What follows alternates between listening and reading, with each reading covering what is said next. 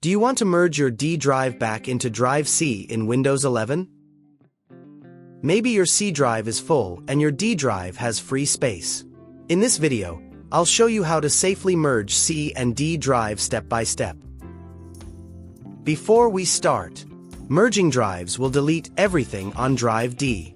So make sure you back up all important files from drive D before continuing. Right-click the Start button. Click Disk Management. You'll now see your disk layout.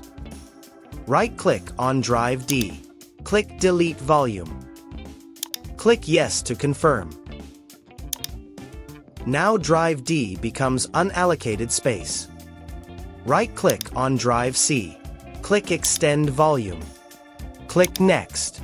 Make sure the unallocated space is selected. Click Next, then Finish. You have successfully merged drive D into drive C. Your C drive should now have more space.